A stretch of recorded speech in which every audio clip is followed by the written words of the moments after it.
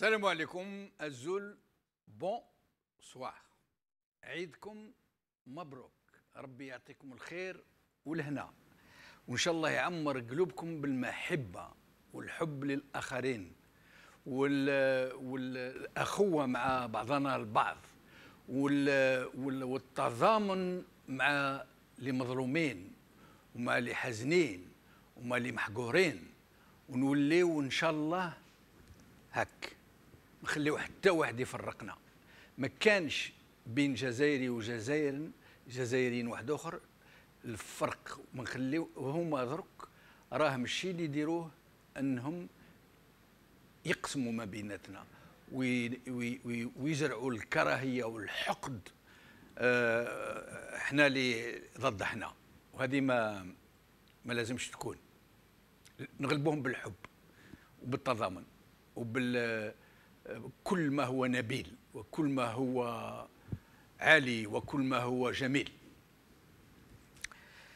Après avoir vécu le Ramadan le moins convivial de notre existence, voici que nous venons de fêter l'Aïd le plus étriqué qu'on puisse imaginer. Ni cette salat, cette prière collective qui ravissait le cœur même des non-pratiquants, ni ces habits de fête, ni cette joie bariolée d'enfants qui déferlent sur nos quartiers, ni ces rencontres familiales autour de la sniwa, de friandises savoureuses, ni ces bousboussades sonores, ni ces repas familiaux autour du généreux couscous. Un Ramadan samat, fade et un Eid tristouné. Mais que l'on ne s'y trompe pas. Que l'on ne s'y trompe pas. Derrière les mines renfermées, voire peut-être renfrognées, et les attitudes blasées, les volcans fument. Le magma est en fusion, les ressorts sont tendus et la détermination se concentre comme un athlète avant le signe du départ. Le peuple algérien est en veillée d'armes, une veillée d'armes la plus pacifique de l'histoire des peuples qui se sont levés pour leur dignité.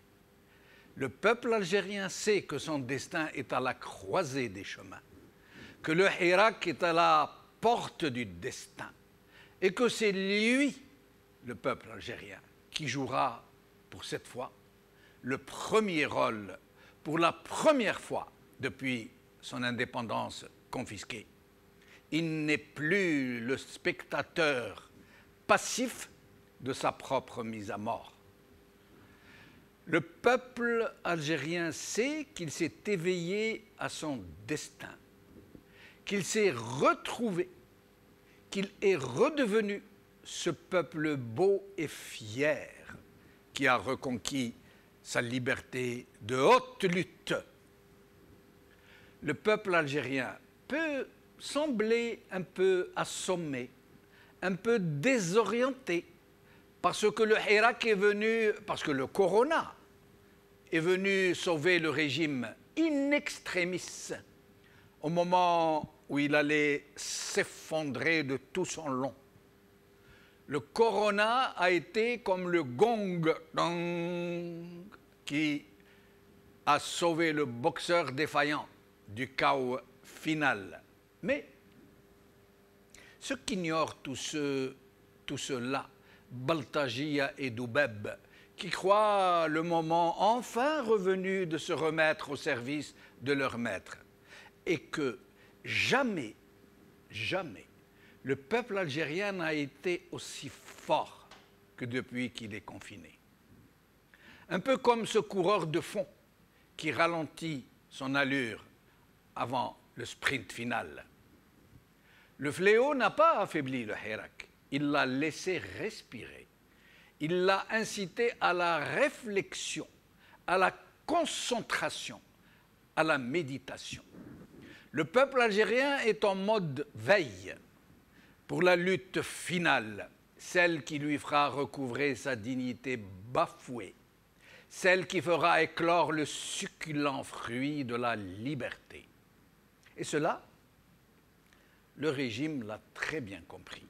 Lui qui tente désespérément d'empêcher l'inéluctable reprise de la révolution du Hirak par les arrestations, par les convocations, par les intimidations, par la corruption des Za'ma leaders, par le recours immodéré aux Baltagia, aux mercenaires et à certains partis dits politiques. Mais ce ne sont là qu'autant d'actes de désespoir. Un régime finissant enfin de ressources, empêtré jusqu'aux yeux dans ses cauchemars, encerclé de toutes parts par d'insurmontables périls, noyé dans un océan populaire où il ne pourra que se noyer, entre les tirs croisés d'une crise économique insurmontable et d'ex-alliés occidentaux qui cherchent à se débarrasser du noyé en devenir qui s'accroche à tout ce qui flotte au risque de l'entraîner au fond avec lui. Et ainsi, au moment où le peuple est sûr de lui, de sa force et de sa détermination, le régime, lui, n'en finit plus de partir en quenouille, rongé par des querelles intestines qui n'en finissent plus de le vider un peu plus, encore plus, de ces petites forces qui lui restent. Un régime qui ne parvient même plus à donner le change, qui offre au monde entier l'image pitoyable de façades qui croulent, qui n'en sont plus, de pseudo-institutions qui ne trompent plus personne, qui ne convainquent même plus ceux qui les utilisent. Un semblant de président, une sorte d'œuf carré, pendu par des volatiles séniles, en fin de vie, qui ne demanderait pas mieux que de rendre les clés du pays s'ils pouvaient avoir la plus petite assurance que personne ne peut leur donner, qui ne seraient pas appelés à rendre des comptes sur tout ce qu'ils ont commis contre ce malheureux pays. Mais il reste une question que le peuple algérien n'a pas encore tranchée et qui aurait sonné le glas du régime. C'est la structuration du Hirak et une feuille de route consensuelle entre tous. Le régime le sait bien, qui fait tout pour que cela ne se produise pas. Parce qu'il a intérêt à ce que le mouvement citoyen ne se dote pas d'une direction qui le représente vraiment et qui deviendrait sa voix. Mais cela aussi finira bien par trouver une réponse au sein d'un peuple qui sait où il va et qui y va d'un pas assuré.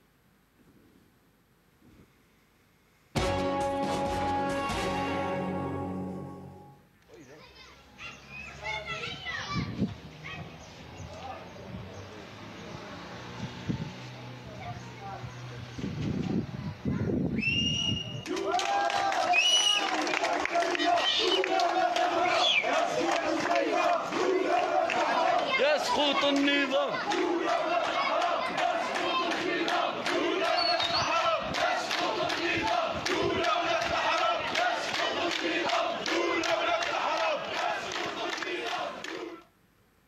Le destin à la croisée du Hirak, et pas l'inverse.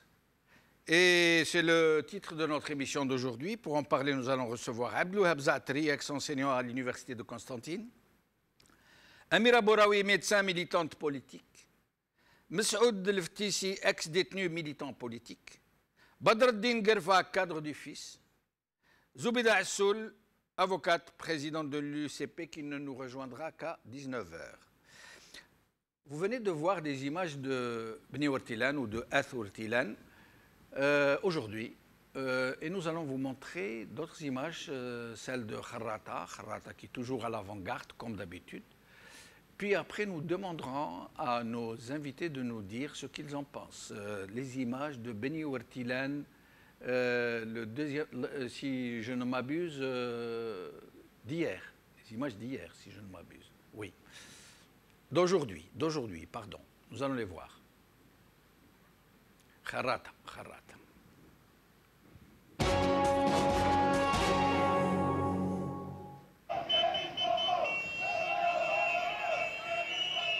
Direct Kharata, deuxième jour de l'Aïd.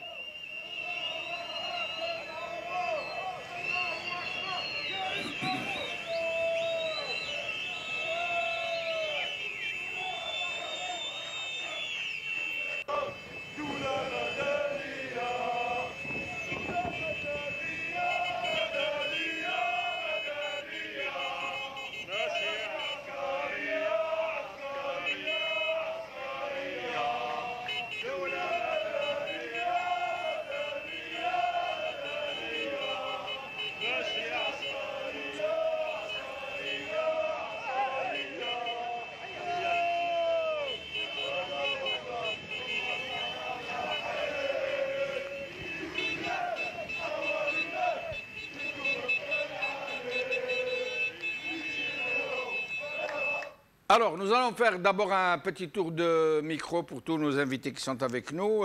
Nous allons commencer par Abdelwahab Zaatri. Abdelwahab Zaatri, merci d'avoir accepté notre invitation. Abdelwahab Zaatri. Aïd Moubarak, bonne fête à tout le monde. Aïd Moubarak. Oui, je le dis à partir d'une Constantine qui d'habitude est une ville très joyeuse pendant les festivités de l'Aïd. Aujourd'hui, elle est vide, elle est triste, elle est pratiquement désespérée face au corona, la pandémie corona, et plus triste encore par ce pouvoir, comme vous l'aviez décrit dans votre introduction, qui refuse de comprendre que son temps est révolu et que la société, bien qu'elle soit patiente, sage, elle refuse tout à fait la domination et de laisser faire, quoi. Et je reviens à vous dans un petit moment, nous allons faire un rapide tour de micro. Amira Bouraoui est avec nous. Amira, merci d'avoir accepté notre invitation. Merci pour votre invitation. Ouaïdik Mabrouk. Vous, vos familles, tous ceux que vous aimez. Bien sûr, on a été... moi, j'ai été davantage triste par rapport à ce Eid, par rapport aux détenus que par rapport à Corona. Parce que bon, Corona, c'est des épidémies qui touchent l'humanité de temps en temps. Mais ce qui s'est passé depuis Corona, cette rafle des militants nous a gravement attristés. On a pensé à leurs familles. C'est très dur de se permettre d'être heureux alors qu'il y a des familles qui sont loin des leurs. Et restez avec nous, Amira. Alors, Badreddin Gerfa, merci d'avoir accepté notre invitation. Ouaïdik Mabrouk. Badreddin Gerfa. Jamel Dibechino pour votre invitation. Merci. Ouaïdik Mabrouk. عيدكم مبارك عيد مبارك لكل الجزائريين والجزائريات et à tous les musulmans du monde. Bon, mon impression, bien entendu, on est plutôt triste de voir ce pouvoir profiter d'une pandémie pour essayer de museler les Algériens et les Algériennes. Voilà qu'il alhamdoulilah, heureux en même temps de voir le prémisse de la reprise de Al-Harak, ce qu'on voit à Beni Ouartilan, Kharata, un peu partout sur les réseaux Facebook. Je pense que les Algériens ont compris le stratagème qu'a Neda. Et nous allons revenir sur cette question, Badreddin Gerfa, parce que tout le monde n'est pas d'accord et beaucoup de gens pensent que le régime est en train de jouer sur ce registre, de faire sortir les gens, d'envoyer à travers ces relais des dates fixées pour la reprise du Hirak, pour diviser les Algériens, pour pouvoir se permettre de réprimer ceux qui sortent au moment où ceux qui ne sortent pas vont dire « Ah oui, ils répriment, c'est normal, ils exposent les médecins, ils exposent... c'est un risque de propagation. » Donc c'est le moment pour le régime et ses sbires et ses relais de diviser les Algériens. Nous allons en parler tout à l'heure. Abdelwahab Zaatri. Alors, non, d'abord, Moussaoud Leftissi. Est-ce qu'il est avec nous, Moussaoud? Alors oui, merci infiniment pour l'invitation. Merci à vous de l'avoir accepté. Merci, c'est avec plaisir. Donc,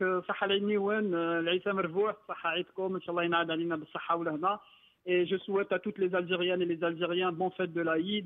Inch'Allah, je leur souhaite donc une année plus de sécurité, plus de liberté et surtout la liberté pour tous les détenus politiques.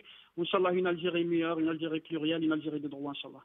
Inch'Allah. Alors, Abdelwahab Zaatri, d'abord, qu'est-ce que vous pensez de ces deux villes, Beni Ourtilan ou la Ath Ourtilan, dont quelques dizaines de gens sont sortis, et Kharrata aussi, qui est toujours à l'avant-garde. Est-ce que c'est une bonne chose de sortir, parce que les avis sont divisés? Certains Algériens pensent que ce n'est pas encore le moment, d'autres pensent que si. À votre avis? À mon avis, je pense qu'il faut prendre les choses comme elles viennent. C'est l'histoire qui se fait.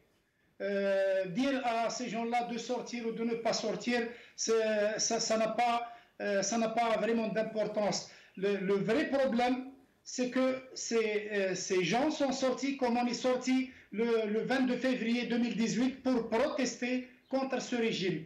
Naturellement, il aurait été plus facile de ne pas sortir compte tenu des circonstances de la pandémie.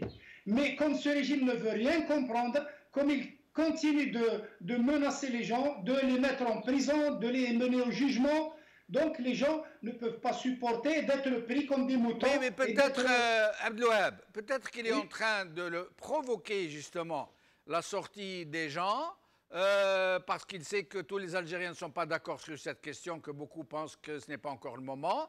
Il veut peut-être diviser pour pouvoir se permettre de réprimer en usant de la force contre les manifestants, avec l'accord de ceux qui ne sortent pas et qui seront d'accord pour que leurs compatriotes soient réprimés.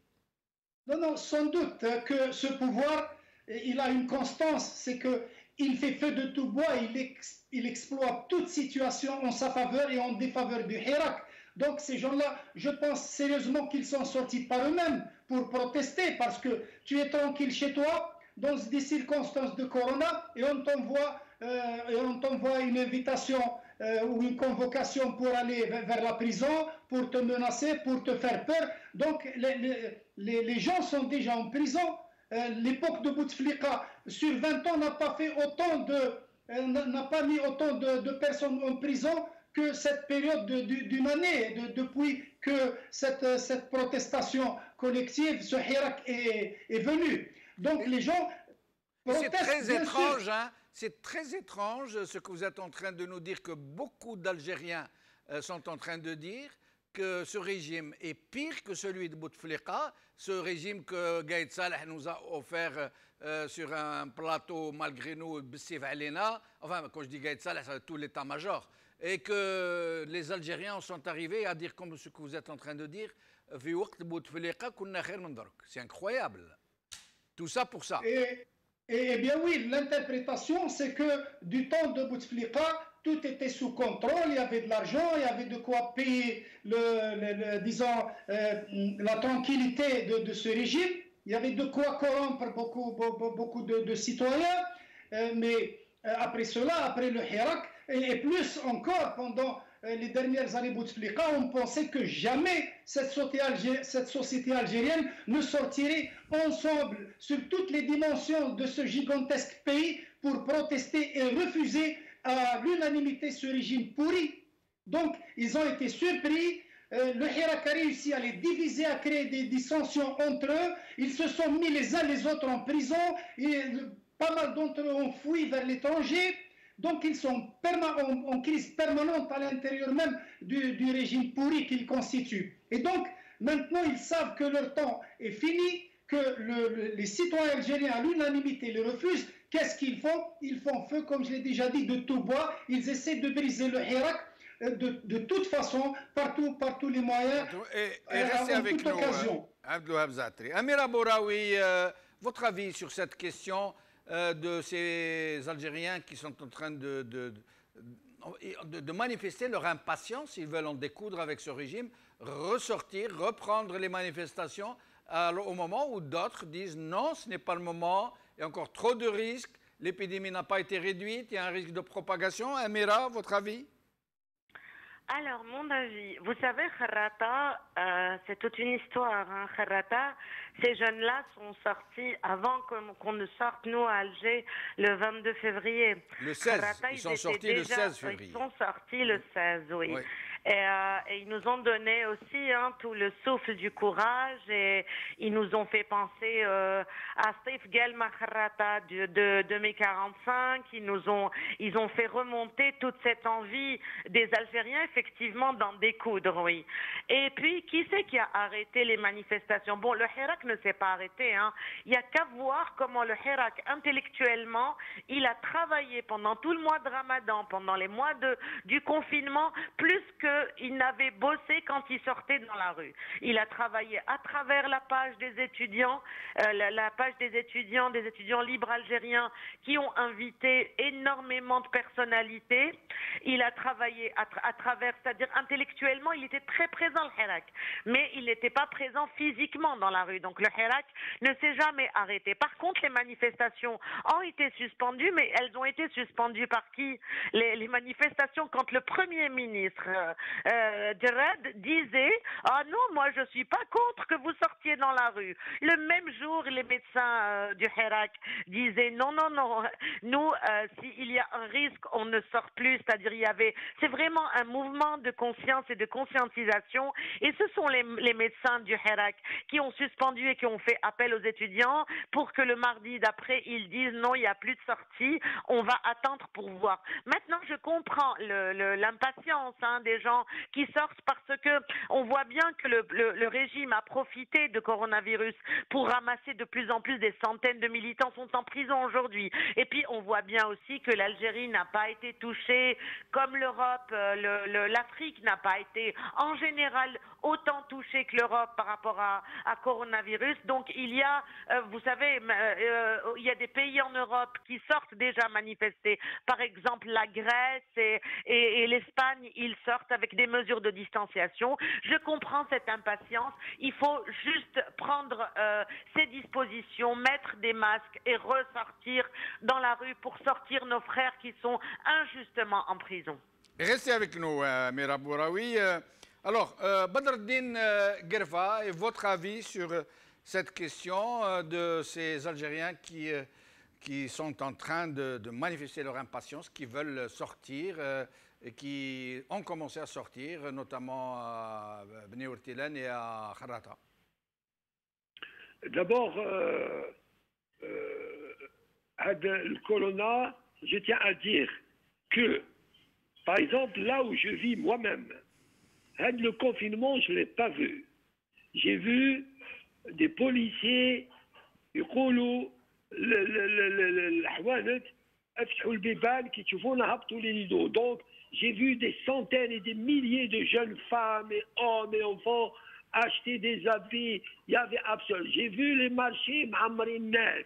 J'ai vu comme si de rien n'était. Donc, le confinement ici, في une période وما يكونش في période كأن le corona يمشي في النهار ما يمشيش في الليل. أنا je pense très sincèrement que le pouvoir en place, il n'a en tête qu'un seul point, comment se maintenir en place et qui fait يراودوا هذا الشعب. Je crois هاد مثلا les 2 jours تاع العيد قبلها de 7h du soir de 19h jusqu'à 7h du matin.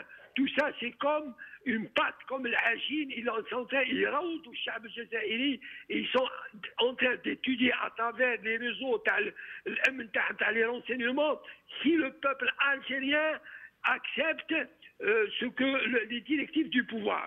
Je pense que Chab Jazairi, ce que nous ressentons dans la rue tous les jours, c'est Ramadan, je crois qu'il y a un divorce consommé entre le peuple algérien, pratiquement tout le peuple algérien avec ce pouvoir. Maintenant, j'ai une chose à dire, c'est قضية الخروج وما الخروج qui se passe à Kharnata ou غيرها ولا que je salue d'ailleurs, que je salue tous ces Algériens qui au risque de leur santé, au péril تاعهم, ils sont là pour dire non à ce pouvoir. Je crois, je fais un appel aux médecins, aux sociologues, aux psychologues, tous ces gens-là qui ont des كتبوا بيان للحرام قالوا ما عادوش تخرجوا parce qu'il y a le coronavirus. اليوم je crois que c'est le moment في السيستم ومرة أخرى et les Algériens leur font confiance, الناس تاع الحركة leur font confiance باش يبينوا. N'oublions pas que هذا le confinement فيه خلاف على مستوى العالمي en Europe. Tout ça, il n'y a pas une vérité scientifique absolue مع le coronavirus. Donc, j'espère que les médecins ou les psychologues ou les sociologues يبينوا رواحهم ويدرسوا القضية من كل الجوانب. Les enfants اليوم il y a beaucoup d'enfants qui ont eu des problèmes مع والديهم في ديارهم parce qu'ils n'arrivent pas à supporter. J'ai connu un gosse qui a pratiquement 9 ans اللي قال لي انا كرهت راح ندير موس في الرئيس تاع البلاد هذه في تبون. Regardez le comportement psychologique. Et nous allons voir par la suite s'il n'y a pas d'autres moyens plutôt que cette solution. Messoud Leftissi, votre avis donc sur ces Algériens qui veulent à tout prix reprendre le Hirak à un tel moment? Messoud Leftissi? Oui, je suis avec vous. Tout à fait. Par rapport à cette question, je ne vous cache pas que je n'ai pas vraiment une lecture approfondie et très claire par rapport à ce qui se passe actuellement. Sauf que ce qui est sûr, que depuis l'apparition de la pandémie, le pouvoir en place n'a pas épargné le moindre effort et n'a pas donc raté la moindre opportunité pour justement réprimer toutes les voies libres, pour diviser le Hirak. Et ces derniers temps, j'ai vu que sur la toile, sur plusieurs pages ou même sites d'information, il y avait des appels anonymes pour la reprise du Hirak. Moi, je me comporte avec ce genre d'informations avec beaucoup de méfiance parce que je ne sais pas de la part de qui et voilà, qu'est-ce qu'il y a derrière. Parce que c'est compliqué, il faut le dire clairement, c'est compliqué de reprendre le Hirak sans l'ouverture des mosquées. Parce que peut-être au niveau de la région de la Kabylie, qui a été toujours considérée comme un territoire libre en matière de mobilisation citoyenne, parce qu'il y a moins de répression vu la prise de conscience et le degré de politisation de la société kabyle. Mais en dehors de la Kabylie, c'est compliqué d'organiser les gens dans des marches d'âge parce que...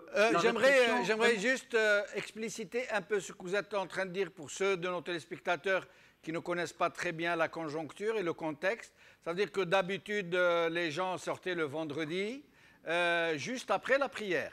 Et que ceux qui ne font pas la prière attendez, ceux qui vont à la prière, que c'était quasiment 2 gros groupes. Et le plus gros groupe était constitué par ceux qui sortaient des mosquées, qui venaient rejoindre leurs compatriotes et qu'ensemble ils descendaient vers les lieux de rassemblement. Et je vous laisse poursuivre. Effectivement, c'est cet effet de foule qui empêche souvent le dispositif de sécurité de réprimer les manifestants parce que voilà, donc ils sont tellement nombreux. Et voilà, donc il me semble qu'actuellement il faut se mettre d'accord sur une date. Et tant que le déconfinement n'a pas eu lieu, même moi je salue les jeunes qui ont manifesté à Kharata parce qu'il faut dire quand même que ce qu'il faut dénoncer, c'est pas la reprise de ces manifestations, mais plutôt la répression donc qui bat son plein de nos jours. Il y a plusieurs jeunes qui sont innocents et qui sont injustement incarcérés en prison juste parce qu'ils ont exprimé leur opinion. Et donc ça, c'est une sorte de provocation de la part du système en place qui provoque justement et qui pousse la population de battre le pavé encore une fois parce que c'est des pratiques intolérables et inacceptables. Donc voilà. Monsieur Leftissi, est-ce qu'il ne serait pas préférable, je vous pose la question, hein, je n'émets pas d'avis personnel, est-ce qu'il ne serait pas préférable face à ce régime qui est encerclé de toutes parts, qui est encerclé au milieu du peuple, c'est un peu comme un fétu de paille au milieu d'une tourmente, d'une tempête. Il est encerclé par une crise économique qui se profile à l'horizon et contre laquelle il ne pourra rien. Il est encerclé par ses alliés occidentaux qui ont commencé à le lâcher, à ne plus vouloir le soutenir. Il est menacé par une situation régionale explosive, au sud, dans le Sahel, où ça va très mal, à la frontière sud-est dans la Libye, avec notre voisin marocain qu'il est en train de provoquer avec des exercices à balles réelles le long des frontières. Et pourquoi, devant une telle situation, ne devrait-on pas nous préparer, nous organiser, essayer de faire émerger nos représentants? Pourquoi ne pas mettre à profit le Hirak pour nous consulter, pour nous tracer à la limite une feuille de route consensuelle sur laquelle tout le monde serait d'accord? Pourquoi plutôt sortir en rang dispersé, sachant que c'est peut-être le régime lui-même qui est en train de nous inciter à sortir en rang dispersé pour pouvoir nous réprimer et se faire applaudir par ceux de nos compatriotes qui ne sortiront pas? Oui, tout à fait. Moi j'ai déjà parlé de ça. En fait, je suis totalement contre l'idée de représenter le Hirak, mais plutôt de le structurer. Et la période de structuration, il s'agit de s'organiser au sein des comités, au sein des collectifs, voilà, pour faire émerger des feuilles de route claires. J'imagine qu'il y avait quand même pas mal de collectifs et de comités qui se sont constitués au sein du Hirak, donc qui regroupe les médecins, les avocats, les étudiants et voilà, tous les citoyens, toutes catégories confondues, et qui ont proposé une dizaine de feuilles de route autour de l'Assemblée constituante, processus constituant, des élections avec donc un organe de contrôle et d'organisation complètement indépendant et autres initiatives. Mais il me semble aujourd'hui qu'il faut créer un rapport de force. Ce rapport de force contre ce système ne peut se créer qu'en allant donc à endurcir le mouvement. Endurcir le mouvement, pas dans le sens de la mobilisation seulement. Moi, j'ai appelé toujours à une désobéissance civile, à une grève générale, pour laquelle j'étais appelé par la justice, j'étais convoqué par la justice par rapport à ces propos et ces postes. Et je le dis, je le répète, en dehors de la grève générale, en dehors de la désobéissance civile, il est compliqué de mettre à genoux ce système. Donc, et pour pouvoir le faire, c'est le travail de l'élite. On doit sensibiliser, on doit expliquer cette démarche aux Algériennes et aux Algériens, parce qu'actuellement, les Algériens refusent justement d'adopter cette initiative en pensant que ça provoque un véritable danger pour la nation. Or, ça représente une menace pour le système, non pas pour la nation. Moussaoud El-Ftissi, merci infiniment. Au plaisir de vous retrouver bientôt. Et nous recevons Zoubida Assoul, avocate, présidente de l'UCP. Zoubida Assoul, merci d'avoir accepté notre invitation. Merci, c'est Jamal. Bonsoir. Aïdk Mabrouk, Allah maghfir al-jami'. Alors, Zoubida Assoul, la question que je viens de poser à nos autres invités, vous avez vu la sortie de Bni Ortilan, la sortie de Kharrata et un peu partout des gens qui sortent la nuit pour protester contre les arrestations, contre les convocations de la police, qui sont autant de provocations au point où nous nous demandons s'ils ne font pas exprès pour pousser une partie des hirakistes à sortir pour pouvoir les couper et nous affronter, nous réprimer en rang dispersé, nous prendre les uns après les autres et, cerise sur le gâteau, peut-être se faire applaudir par ceux des hirakistes qui ne sortiront pas. Non, je pense que les provocations du système continuent, bien entendu. Ça a commencé depuis un bon bout de temps, mais surtout depuis que le nouveau locataire de Mouradia est là, alors qu'il avait promis, juste après la proclamation des résultats des élections du 12-12, il avait dit qu'il tendrait la main envers le Hirak, envers l'opposition, etc. Mais juste après sa prestation de serment, il a tourné kazakh. Il ne parle plus ni de débat, ni de la main tendue, ni rien du tout. Juste après, et pendant la pandémie et le confinement, on a assisté d'abord à l'élaboration d'un certain nombre d'articles d'amendement du Code pénal pour essayer de faire, mais alors là, des infractions sur mesure, avec des notions tout à fait élastiques où on peut mettre n'importe qui en prison juste parce qu'il a exprimé un point de vue ou qu'il a publié quelque chose sur le Facebook ou qu'il a exprimé un point de vue sur la démarche du pouvoir, à la fois dans sa gestion de la pandémie que dans sa gestion de la crise politique qui secoue le pays, et surtout que cette fois-ci, ce nouveau président vient dans un contexte un peu particulier. Le peuple sort depuis plus d'1 an dans la rue, il a exprimé des revendications politiques très claires et que quand même les gens ne s'attendaient pas à ce type de comportement qui est non seulement de la provocation, mais aussi suicidaire à la fois pour lui. Mais je pense que le calcul que fait le pouvoir, c'est de casser le Hirak. Je pense que le Hirak, c'est beaucoup plus un état d'esprit que des individus. Le peuple, quand il est sorti le 22 février 2019, je crois que c'était sans retour. C'est une décision mûrement réfléchie. Maintenant, elle est partagée collectivement avec des millions d'Algériens de toutes les couches sociales, de toutes les tendances politiques, mais aussi dans toutes les régions du pays et des Algériens qui résident à l'étranger. Donc, cette façon de faire est suicidaire pour le système. Je pense, même s'il y a des gens qui sortent, parce qu'effectivement, avant, les marches étaient là pour montrer au pouvoir que la mobilisation est toujours au rendez-vous, mais bien sûr, avec le confinement, avec la menace du coronavirus contre la santé et la vie des Algériens, moi personnellement, j'avais appelé depuis le début de suspendre les marches parce que la vie des Algériens est beaucoup plus importante que le reste. Mais ça ne veut pas dire que le Hirak est arrêté. Le Hirak s'exprime de différentes manières. On l'a vu dans la manière dont la mobilisation s'est faite pour faire face à cette pandémie quand le pouvoir était vraiment chaos et qu'il n'avait pas su comment affronter cette situation pandémique sanitaire.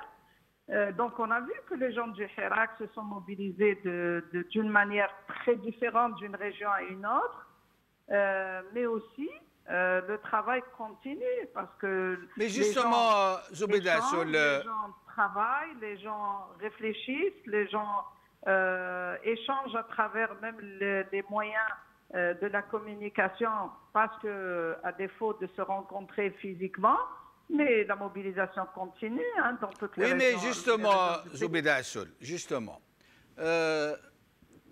pourquoi, et c'est là où personne ne comprend, c'est là où il semble que le Hirak montre un peu une sorte de butée, ça veut dire qu'il ne peut pas aller plus loin, c'est comme s'il avait tout réalisé et qu'il ne peut plus aller plus loin, c'est comme s'il était dans l'attente de quelque chose qui lui soit extérieur. Pourquoi le Hirak? Pour parler directement, hein, je n'essaie pas de faire de la tactique. Pourquoi le Hirak n'a-t-il pas profité? N'a-t-il pas, alors qu'on sait qu'il est très fort, le Hirak, il est très déterminé, il est très uni. Pourquoi n'a-t-il pas profité du corona, de ce confinement, pour s'organiser, pour se consulter, pour trouver d'autres idées, par exemple trouver des comités de quartier, des comités de village, des comités de wilaya, des comités de région, essayer de mettre les assises pour aller vers un congrès du peuple. Pourquoi ne fait-il rien de tout ça et se contente-t-il d'attendre le moment de ressortir dans la rue pour rester dans la même dynamique, ça veut dire avec personne pour le représenter, avec aucune feuille de route claire, consensuelle, à votre avis? Non, je pense que les choses se font. Moi, depuis le mois de décembre passé, j'avais appelé à l'auto-organisation du Hirak. Et d'ailleurs, à l'époque, j'avais reçu beaucoup de reproches de la part des gens, parce que vous savez, le pouvoir a joué depuis le départ du Hirak, je crois 3 mois après, et ils ont commencé à dire le Hirak ne doit pas avoir des représentants, comme si c'était une part d'avoir des représentants. Avoir des représentants du Hirak, ce n'est pas de la hiérarchie ou la hiérarchisation du Hirak, mais c'est plutôt avoir des porte-voix, des gens qui peuvent parler, ramener les revendications du peuple, mais aussi l'élaborer en revendications politiques. Parce que autant le Hirak a dit beaucoup de choses, les gens du Hirak ont parlé de la rupture avec le système, les gens du Hirak ont appelé à l'instauration d'un état de droit, les gens du Hirak ont appelé à l'indépendance de la justice, les gens ont appelé à un état civil. Ce sont des choses qui sont claires, mais reste que maintenant, il va falloir élaborer une feuille de route consensuelle et traduire ce type de revendication vers une feuille de route politique claire. Et je reviens à vous dans un moment. Je reviens à vous. Pardon, c'est oui, Jamal. Je continue juste la phrase. L'auto-organisation ne veut pas dire qu'il va falloir qu'il y ait un président du Hirak, parce que le Hirak n'est pas un parti politique. Le Hirak est un mouvement de société, un mouvement populaire, pacifique, mais qui exprime des revendications politiques. Et ces revendications politiques doivent converger vers un minimum, c'est-à-dire une feuille de route politique sur un minimum. Justement, je reviens à vous dans un moment. Sur un processus de changement. Pour nous dire comment vous voyez cette feuille de route, qu'est-ce que veut dire pour vous feuille de route, et comment faire. Le Hirak, c'est quelque chose d'extrêmement vaste. Comment faire pour pouvoir se consulter? Comment faire pour pouvoir décider des points de cette feuille de route? Je reviendrai à vous pour vous poser cette question précisément. Je reviens à mes autres invités. J'aimerais que nous puissions aller un peu vite pour pouvoir aborder plusieurs questions. Je vais poser la même question à tous les invités. Abdelwahab Zaatri, la même question que j'ai posée à Zoubida Assoul. Pourquoi est-ce que le Hirak ne met pas à profit ce répit, j'allais dire, ce confinement, pour pouvoir désigner ses représentants, leur confier une feuille de route, se consulter, se parler, donner des avis, régler les points de différends? En effet, c'est une question vraiment fondamentale. Ma réponse, c'est que le mouvement du 22 février, c'est une révolte. Il s'apparente plutôt à une révolte qu'à une révolution. Les révoltes, elles peuvent être spontanées, elles peuvent être désorganisées, elles peuvent être ponctuelles, elles sont autonomes. Elles ne sont pas contrôlées parce qu'il n'y a pas un leader qui a fait sortir les Algériens ce 22 février, il n'y a pas un parti politique, il n'y a pas une personnalité particulière, il n'y a pas d'association. Donc ça s'apparentait plus à un ras-le-bol, à une protestation généralisée. Donc ça s'apparente à une révolte, mais les révoltes ne payent pas. Ce sont les révolutions qui payent. Une révolte peut être intéressante, ne peut être intéressante que lorsqu'elle est convertie en une révolution. Parce qu'une révolution, ça a une plateforme, ça a des concepteurs, ça a des principes, ça a un objectif, un projet de société clair, conventionné entre les membres de cette société. Et cette phase-là, malheureusement, elle n'est pas à l'ordre du jour en ce moment. Elle est en route, la machine est en route, mais ça n'est pas non plus un phénomène rapide, ça dépend des sociétés. Nous avons remarqué, dans les pays arabes, le printemps arabe, la plupart du temps, ça a fini.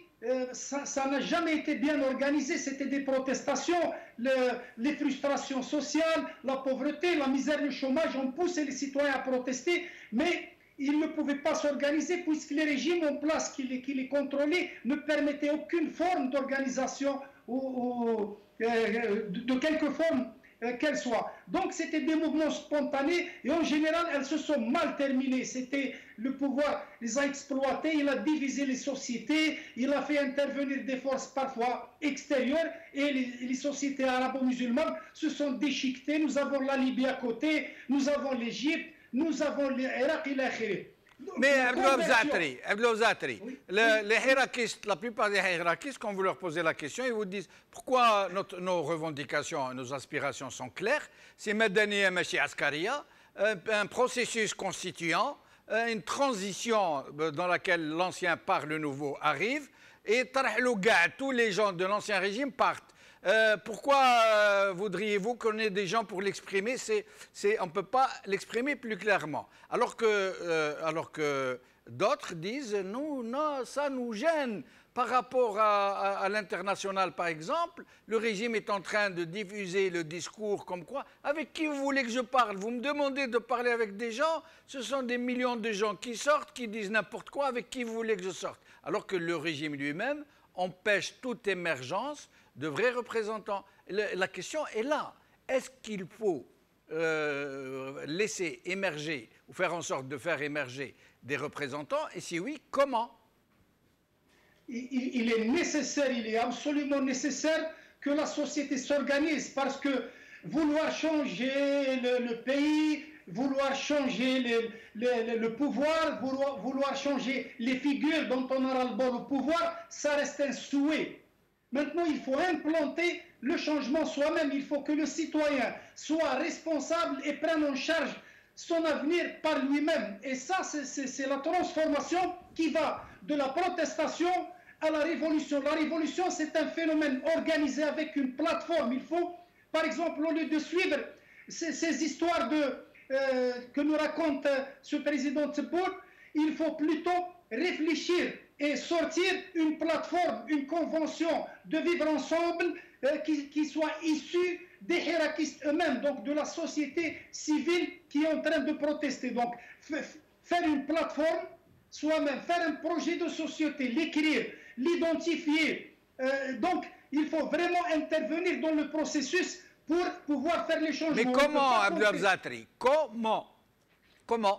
Vous êtes à Constantine, il y a des hiérarchistes qui sont à Oran, il y a des hiérarchistes qui sont dans une Dachra, il y a des hiérarchistes qui sont dans un quartier et pas dans un autre. Comment faire pour pouvoir se faire représenter? C'est la nécessité d'une coordination nationale. Et cette coordination nationale passe par des représentants, quitte à ce que ces représentants ne soient pas fixes, ne soient pas absolus. On peut les interchanger tous les 6 mois. Donc chaque région peut définir des représentants variables par période ou par confiance en eux.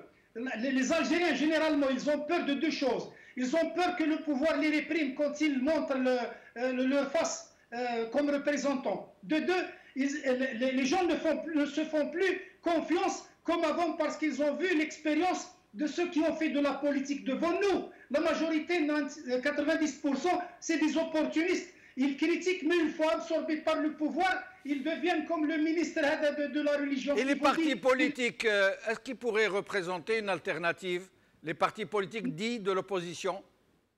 Non, ils sont totalement dépassés, ils ont échoué. Tous, ils ont échoué comme le pouvoir a échoué. Tous ceux qui avaient des alliances ou des connivences avec le pouvoir doivent disparaître. Donc quand les gens, les citoyens disent « ça ne veut pas dire les gens qui occupent des postes. Ceux qui prétendent aussi avoir des postes et qui ont des connivences doivent disparaître. Il faut une réorganisation sociale avec des idées vecteurs, comme on l'a vu. Regardez par exemple le mai 68 en France qui a fait chuter De Gaulle. Donc il y avait des penseurs, il y avait une réflexion, il y avait un projet de société.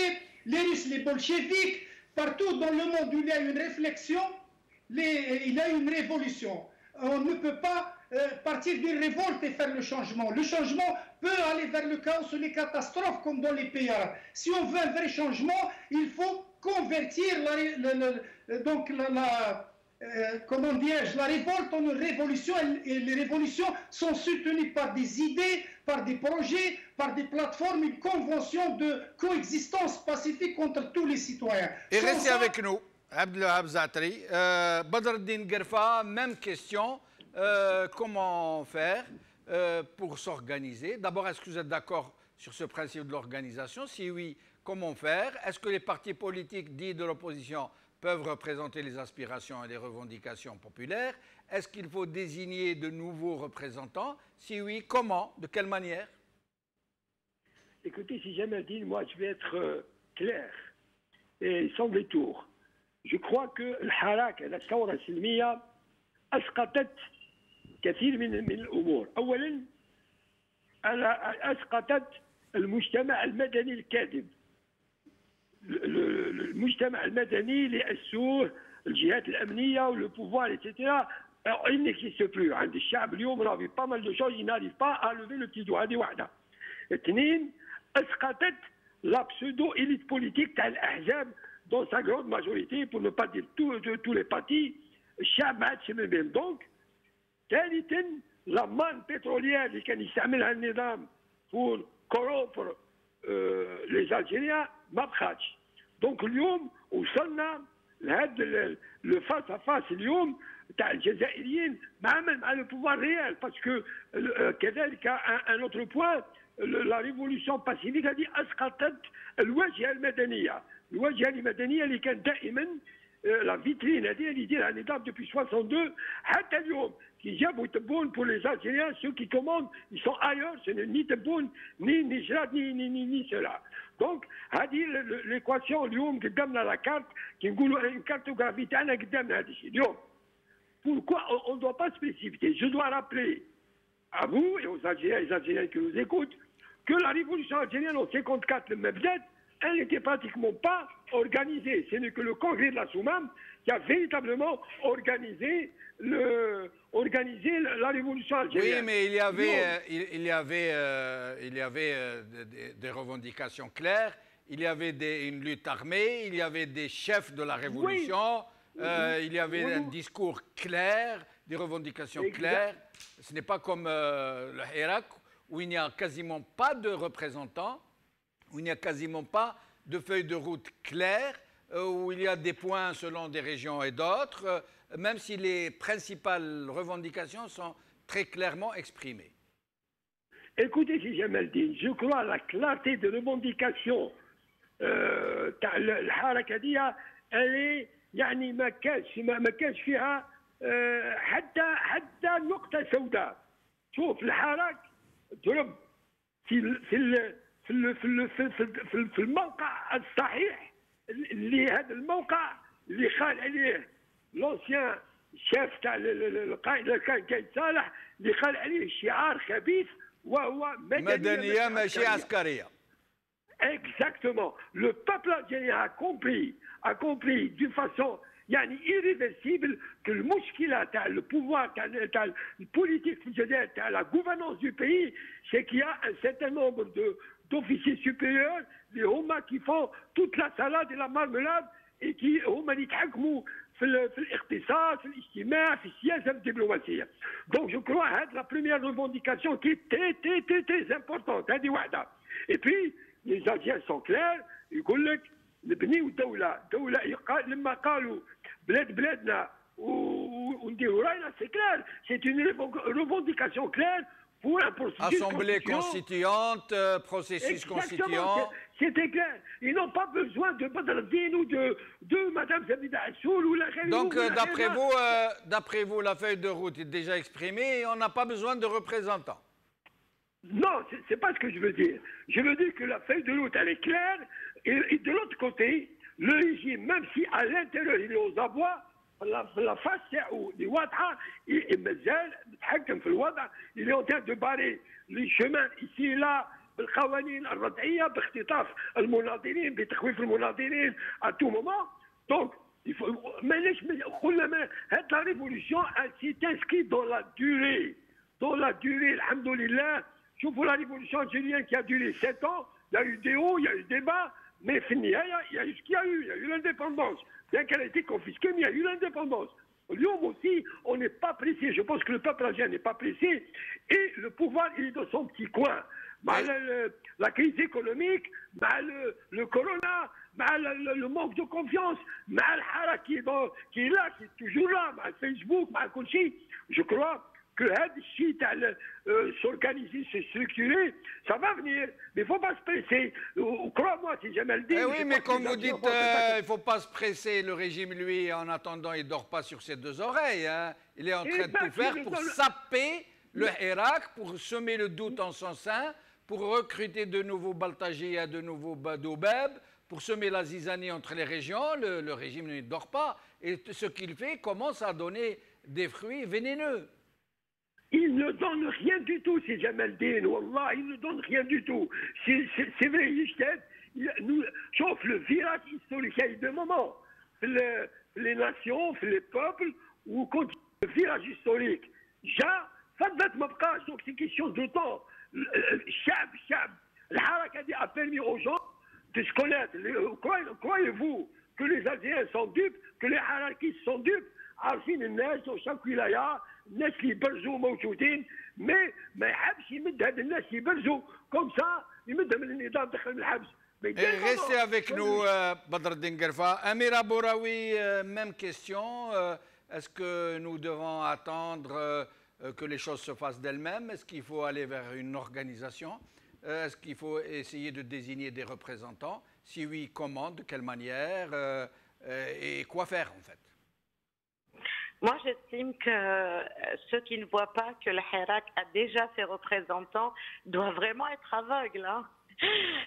Même si ces mêmes représentants disent qu'ils ne veulent pas l'être, dans toute leur majorité, c'est des visages qui ont émergé bien avant le Hirak et pendant le Hirak. Une grande partie est en prison, l'autre partie est dehors en train d'appeler la libération de ses frères. Non, les visages, ils sont là, ils se mettent pas en avant. Vous savez, quand M. Qadi Ihsan m'avait invité juste après le 22 février pour me dire oui, et les représentants, on a commencé très tôt pendant le Hirak à parler de structuration et de représentativité. Mais dès le départ, tout le monde disait non, personne ne représente parce qu'on connaît le régime. Le régime, dès qu'il a des têtes, il réprime ou il corrompt.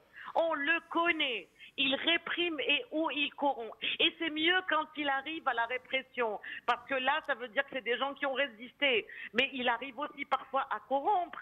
On l'a vécu même après 62. Ceux qui ont déclenché la révolution se sont retrouvés être attaqués comme quoi ils étaient des Khaïn, des Harki, des machins. Alors que c'est eux qui avaient travaillé toute la révolution. Non, monsieur Ben Chennouf, les têtes, on les connaît dans toutes les wilayas, ils en ont ramassé beaucoup, mais qui me collent les visages libres, bien sûr, Berzo. Bien sûr, c'est les gens qui, c'est d'où est sorti le Hirak? Il est sorti des réseaux sociaux. On connaît la tête des Hirakistes. On se suit tous, on se suit, on se voit, on se lit. Il y a 2-3 jours, je voyais Madame Assoul en train de donner une conférence. Je suis les étudiants, on se suit les uns les autres. Beinin, les visages, où yarfouhom homa. Mais nous, on ne leur donnera pas les têtes des Hirakis sur un plateau. C'est pour ça qu'on évite une structuration trop carrée, parce qu'on sait très bien qu'ils vont ou corrompre ou réprimer. Mais il est structuré, le Hirak, sans le mettre. Oui, mais Amira, moi j'entends bien ce que vous dites. C'est vrai, il y a des Hirakis très visibles qui ont été adoptés comme ça par les manifestants comme étant en quelque sorte des têtes de file, mais ça reste vague, ça. Par contre, dans certaines révolutions où les leaders qui ont émergé ont été en quelque sorte cristallisés, non pas seulement dans l'imaginaire collectif, mais dans une feuille de route, dans un organique, avec des fonctions, avec des organisations. Ce n'est pas comme ça dans l'air. Nous ne pouvons pas continuer comme ça à avoir des leaders emblématiques, à peu près ici leader, pas leader là-bas, accepté ici, conspué là-bas. Monsieur Ben Chennouf, il y a eu des tentatives pour pouvoir se réunir avec plein de Hirakis. Le pouvoir Machi Sahel, monsieur Ben Chennouf. Machi Sahel, et à chaque fois, il empêche les gens de se réunir. Et la clandestinité. Ah, ça, la clandestinité, s'il y en a une, je ne peux pas vous en parler sur votre plateau. Non, mais est-ce que c'est une formule? Est-ce que c'est une formule? Est-ce que c'est une option? Oui, ça peut l'être, oui. Parce que plus on vous pousse à l'extrémisme, bien sûr qu'on ne va pas arriver à la violence, parce qu'on sait très bien que c'est un régime qui veut pousser à la violence. Notre leitmotiv dès le départ, c'est Silmia, zéro violence. Ça sera zéro jusqu'au bout. Si la violence doit avoir lieu, elle ne viendra que du pouvoir ou du régime. Jamais du Hirak. Parce qu'on a toujours condamné même le minimum de violence qu'il pouvait y avoir. Le Hirak, c'était les Hirakistes qui s'en prenaient à ceux qui voulaient dévier. Voilà. Donc c'est Silmia jusqu'au bout. Maintenant, s'il n'y a plus que la clandestinité pour pouvoir faire avancer les choses, on ira comme ça, bien sûr. Maintenant, avec l'histoire de Corona, je tiens à reprendre ma casquette de médecin. Mais l'ibda coronavirus في الجزائر, jamais il y a eu confinement. ما دارش كونفينمون هذا الرجيم دار كوفغ فو. علاش دار كوفغ فو؟ باش ينتقم من الحراك، باش كي نتايا تخرج بعد الخمسة يحبسك البوليسي ويقول لك وين راك رايح. c'est des mesures d'intimidation. Tous les jours on vit ça. Par contre dans la journée on sort comme on veut, les gens se fréquentent comme ils veulent. Oui. Alors, restez avec nous, Amira Bouraoui, je reviens à vous dans un petit moment. Zoubida Assoul, alors cette fameuse feuille de route, pour pour beaucoup de gens, c'est une option absolument nécessaire pour pouvoir savoir ce qu'on veut, pour pouvoir faire savoir au reste du monde ce que sont nos revendications de façon claire, acceptées de façon consensuelle entre tous les Algériens. C'est bien beau, mais comment y arriver? Par quels moyens et par quelle méthode, par quelle façon, d'après vous, pour arriver à cette feuille de route? Vous savez, il y a eu déjà des propositions de feuilles de route. Il ne faut pas quand même qu'on fasse dans la négation ou l'autoflagellation. Rappelez-vous, depuis le mois de mars, il y a eu des propositions à la fois d'un certain nombre de partis politiques de l'opposition, mais aussi la traduction de toutes ces revendications qui sont exprimées pendant plusieurs mois dans des marches pacifiques que le peuple faisait. Donc il y a des feuilles de route. En fait, la démarche est claire. La démarche aujourd'hui consiste à dire qu'il est impossible aujourd'hui qu'un seul parti politique ou une personnalité puisse lui représenter la solution. Aujourd'hui, les Algériens ont compris que si on doit aller vers une solution, il faudrait qu'on passe par des assises nationales, on peut les appeler comme on veut, les assises nationales, la conférence nationale, le débat national qui met. Mais l'essentiel, ce débat, il va faire quoi? Il va permettre aux Algériens de différentes tendances politiques d'arriver à élaborer une feuille de route consensuelle. Mais le régime, il ne va pas vous laisser faire. Le régime, à part certains partis politiques qui acceptent de rentrer dans son jeu, il ne laissera pas faire, il ne laissera pas les Algériens débattre, il ne laissera pas les Algériens se rencontrer, discuter entre eux. Mais si jamais le débat qui m'a dit Amira tout à l'heure, les débats, il se fait. C'est-à-dire quand vous faites des propositions, quand vous commencez à élaborer une feuille de route de sortie de crise et de dire aujourd'hui, d'abord, il faut commencer par le changement de la démarche. Il faut que tous les Algériens participent. Il ne faut pas qu'il y ait une personne ou une partie, pas un parti politique, mais une partie qui, elle, viendrait, comme ce que fait le pouvoir, il vient pour proposer comme un tuteur des Algériens une démarche donnée. Non, cette démarche doit émaner. Et quand on dit elle doit émaner, ça ne veut pas dire les rencontres actuellement physiques, puisque le pouvoir, il fait tout pour que les Algériens ne se rencontrent pas. Moi, depuis le départ, j'ai dit, je vais donner un exemple très concret. Nous avons rencontré toutes les tendances de la société, les étudiants, les médecins, les syndicats, les avocats, les syndicats des magistrats. Ces gens-là, ils sont organisés à l'intérieur d'une manière professionnelle, c'est-à-dire chaque corporation doit avoir ses représentants. Maintenant, le débat de dire, c'est d'abord, il faut libérer, par exemple, les espaces. Je vais donner l'exemple de l'université. L'université, aujourd'hui, nous, en tant qu'opposition, moi, j'ai été invitée plusieurs fois, par exemple, pour aller donner des conférences à l'université de Babizouar ou l'école de Sciences Po, eh bien, on est interdit. Et ce que j'avais dit aux étudiants, il faudrait vous-même d'abord commencer par libérer l'université, parce que l'université est un espace qui appartient aux étudiants et aux enseignants. Elle n'appartient pas au pouvoir, ni au ministre de l'Enseignement supérieur, ni au président de la République, où là, le pouvoir en place. Cette organisation va permettre d'abord, en tant qu'Algérien, qu'on apprenne à débattre qu'est-ce qui est important pour l'Algérie pour enclencher le processus de changement. Parce que d'abord, c'est la méthode. Ça veut dire que les Algériens doivent accepter de débattre comment construire un état de droit. Et le Madaniya, Machi Askariya, ce n'est pas uniquement éloigner l'armée de la décision politique, mais aussi éloigner la religiosité de la décision politique. Ça veut dire que s'il y a des partis politiques ou une proposition de sortie de crise politique, il faudrait qu'elle soit axée sur un programme et non pas la religion ou l'ethnie ou autre considération. Ça aussi, c'est Doula al-Madaniya. Doula al-Madaniya, un état de droit qui régit les relations entre les différents citoyens et qui garantissent l'expression de tous les Algériens. Ils ont droit à s'exprimer, mais ils ont droit de s'exprimer sur une vision politique et non pas une vision religieuse ou militaire ou ethnique ou quoi que ce soit. Ça, ce sont des choses qu'on doit débattre en tant qu'Algérien. Et Zoubeda Assoul, vous qui êtes présidente d'un parti légal, officiellement agréé, est-ce que vous pensez qu'au rythme où l'on va, avec cette répression de toutes les voies libres, pour ne laisser l'espace qu'aux partis qui sont les plus proches des visions du régime, est-ce que vous pensez, qu'on vient de le dire, Amira, que l'option de la clandestinité est plus ouverte que jamais? Mais nous le faisons assez jamais. Nous le faisons. Vous savez pourquoi? Depuis le commencement de la Révolution et bien avant, toute l'opposition était interdite des médias, à la fois des médias publics, mais aussi des médias privés qui sont en Algérie.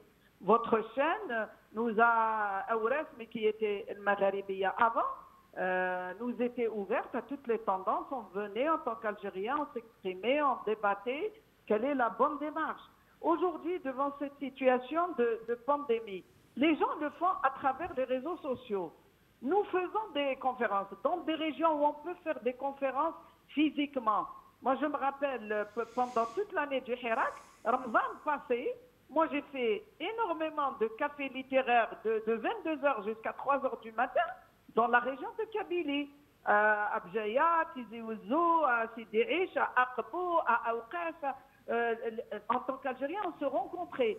Mais dans des régions où il y a encore la même mise du pouvoir et que l'université est interdite aux autres Algériens qui ne sont pas du pouvoir, les médias sont interdits. On le fait aujourd'hui avec les moyens qui sont à notre disposition et qui sont les réseaux sociaux, les débats à travers le net, c'est-à-dire le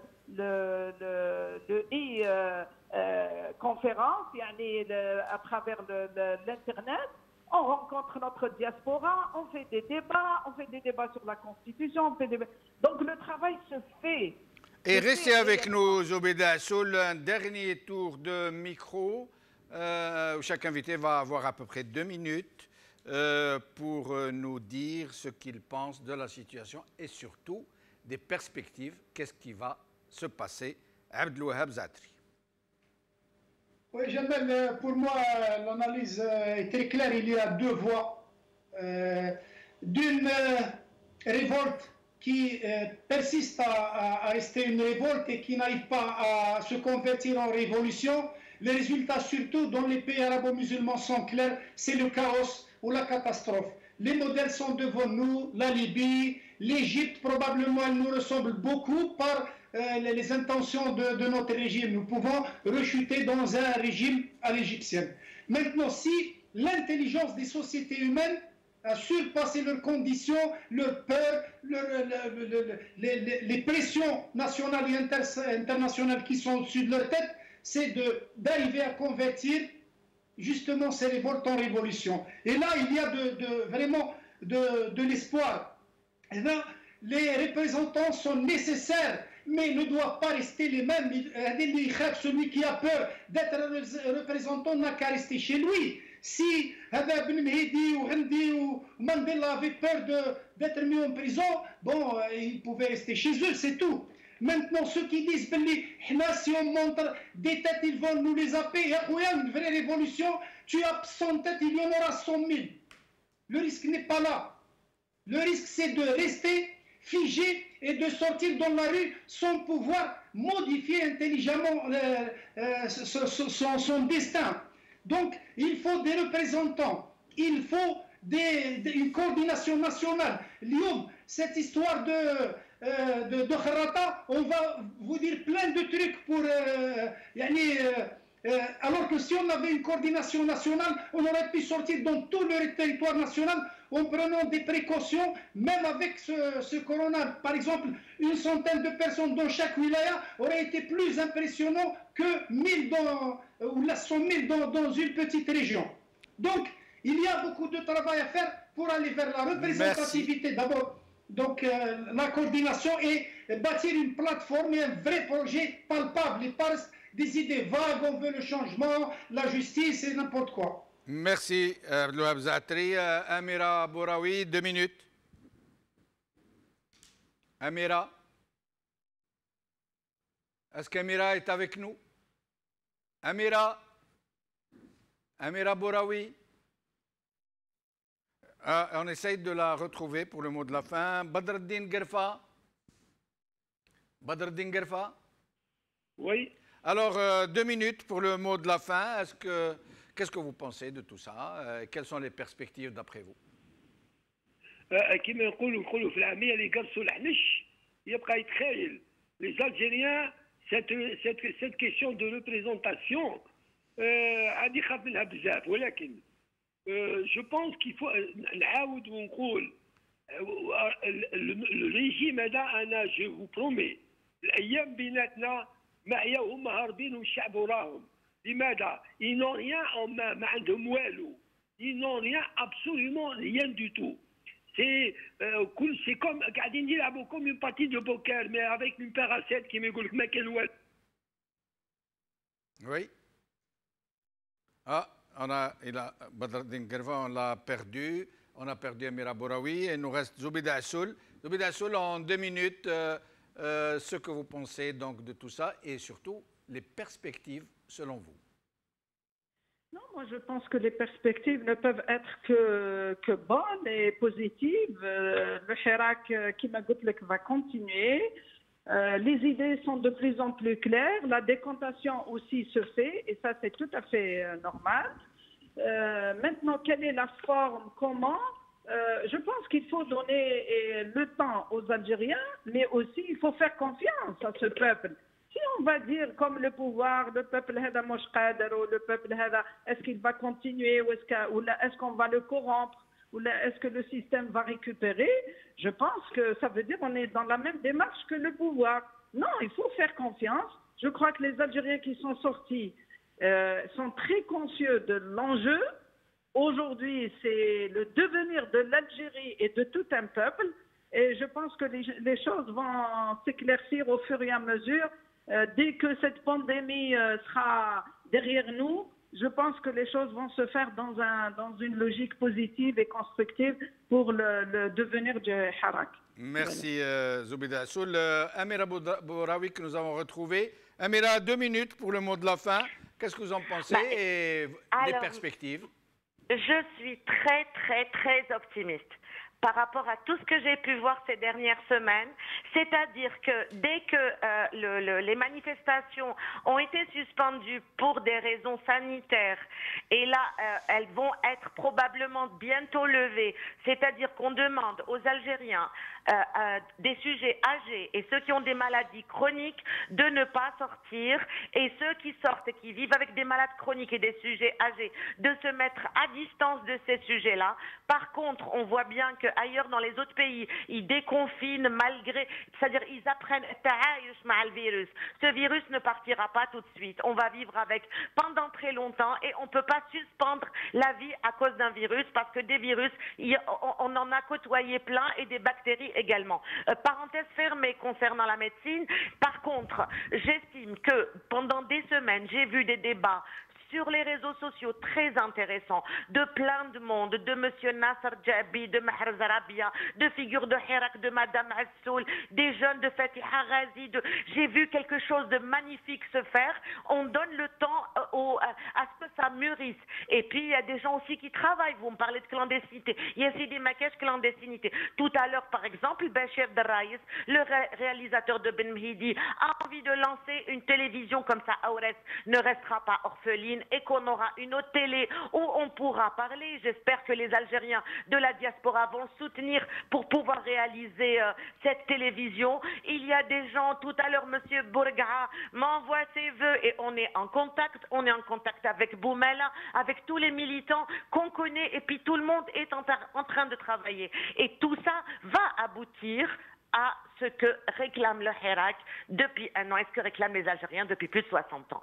Voilà. Merci beaucoup. Merci Amira, merci Abdouhab Zatri, merci Msoud Leftissi, merci Badreddin Gerfa, merci Zoubida Assoul. Je retiens que ce que nous a dit Amira Bouraoui au sujet de Bachir Darraïs qui souhaite lancer une télé. Vivement que plusieurs télévisions algériennes voient le jour, de vraies télévisions intègres, qui ne sont manipulés par personne, qui se contentent de donner la parole à tous les acteurs politiques, y compris ceux qui sont du côté du régime.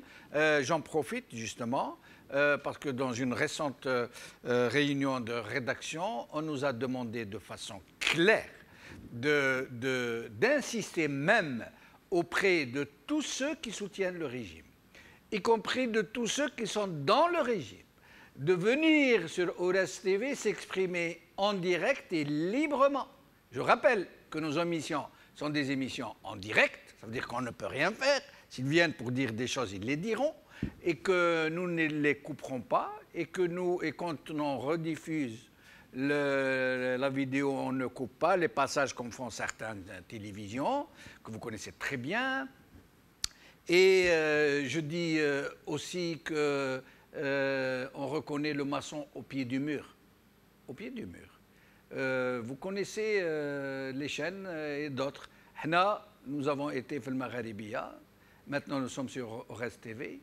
Il y a des années maintenant de pratique. تقدر تطلق عليا الدعاية اللي تحب mais تحكم عليا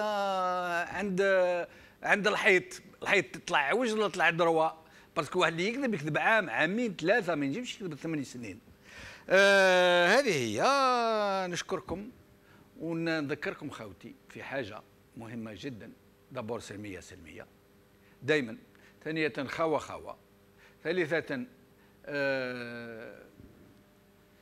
صدقوني خوتي، صدقوني أنا الأيامات أنا شخصيا نهضر على نفسي في عمري قريب 70 سنة. ندمت لما فقتش بواحد الحاجة كي كنت صغير، أنه الإنسان اللي عمر قلبه بالحقد وبالغش وبالغيرة وبالكراهية تو لي سونتيمون نواغ يقتل روحه هو ويولي إنسان نقص. أما الإنسان اللي يملى قلبه بالحب وبالعفو وبالتسامح وبالأخوة وبالانفتاح لكل الناس، ما يكره حتى واحد وقادر يسمح حتى الناس اللي وجعوه اللي ضروه، هذاك الإنسان هذاك il est indestructible. Et quand cet état d'esprit devient le propre de tout un peuple qui avance vers la lumière, vers l'amour, vers la compassion, vers la solidarité, vers la fraternité, vers tout ce qui est beau, vers l'aspiration à la justice, vers l'aspiration à l'égalité, à la fraternité. وبلاد اللي واحد ما يتحقر فيها واللي يتحقر فيها نوضو أكل وما نبيعوش الضمير نتاعنا بالصوارد ولا بالامتيازات ولا بلي بريفيليج. تجيني انا يعني تستغل مساكن هذوك اللي الله غالب يشربوا منه ذنهم ما يعرفوش. يعني الله غالب il y a des gens fragiles dans ce pays comme il y en a dans tous les pays du monde.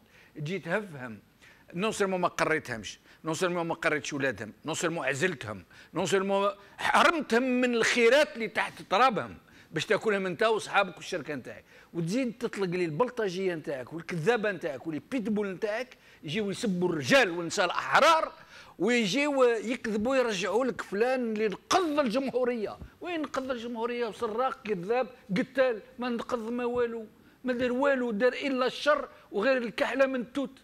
اما الرجال والنساء الحقيقيين اللي يدافعوا على بلادهم واللي يحبوا بلادهم ويحبوا الناس ويحبوا الخير، هذوك الناس ما تخاف عليهم ما تخاف منهم. وهذه هي. وبقوا على خير خاوتي وربي يعطيكم الخير. وما تنسوش نحبوا بعضنا ونشدوا في بعضنا وواحد ما يقدر يديرنا قدها.